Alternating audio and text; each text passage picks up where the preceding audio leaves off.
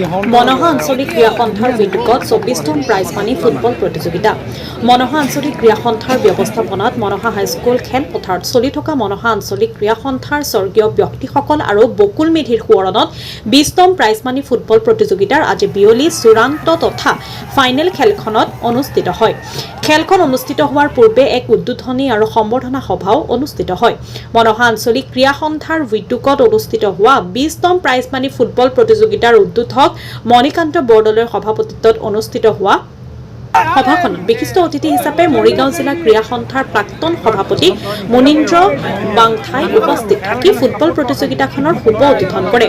মনহা আঞ্চলিক ক্ৰীড়া সন্থাৰ প্ৰাক্তন সভাপতি অপূৰ্ব ডেকা আৰু বিমল ডেকাই আগধৰা সভাখনত আমন্ত্ৰিত অতিথি হিচাপে অসম চৰকাৰৰ মন্ত্ৰী জাগিৰোড সমষ্টিৰ বিধায়ক পীযুষ হাজৰিকাৰ ব্যক্তিগত সহায়ক মঞ্জিত ভট্টাচাৰ্য, গাঁও প্ৰধান মিহিৰাম মেধি, মৰিগাঁও জিলা কংগ্ৰেছৰ সভাপতি বীৰ কুমাৰ কোঁৱৰ, জাগিৰোড থানাৰ পৰিদৰ্শক আৰক্ষী বিষয়া ভদ্ৰেশ্বৰ পেগু, মৰিগাঁও জিলা ক্ৰীড়া সংস্থাৰ পশ্চিম মণ্ডলৰ সভাপতি মনীন্দ্ৰ বৰা, মৰিগাঁও জিলাৰ ৰেফাৰী সন্থাৰ সম্পাদক উত্তম বৰুৱা, মনহা এল পি স্কুলৰ প্ৰধান শিক্ষক কনক চন্দ্ৰ ডেকা, মণিকান্ত ডেকা, বিনু বাইদেউ, ভিডিপিৰ সমৰ দাস, সুশীল বিশ্বাসৰ লগতে বহুসংখ্যক লোক উপস্থিত আছিল।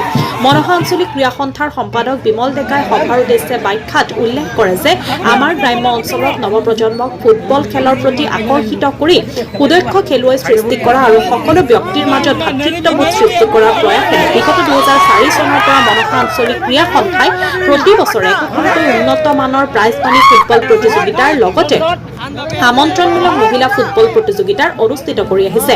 হাজাৰ হাজাৰ দৰ্শকৰ উপস্থিতি জাৰগাঁও গাঁও পঞ্চায়তৰ লক্ষ্মীমাই কেলেং ফুটবল একাদশ আৰু কোঁৱৰ গাঁও ফুটবল একাদশৰ মাজত অনুষ্ঠিত হোৱা তীব্ৰ উত্তেজনাপূৰ্ণ ফাইনেল খেলত জাৰগাঁও গাঁও পঞ্চায়তৰ লক্ষ্মীমাই কেলেং ফুটবল একাদশে কোঁৱৰ গাঁও ফুটবল একাদশক পৰাজিত কৰি ফুটবল প্ৰতিযোগিতাখনিৰ চূড়ান্ত বঁটা অৰ্জন কৰে।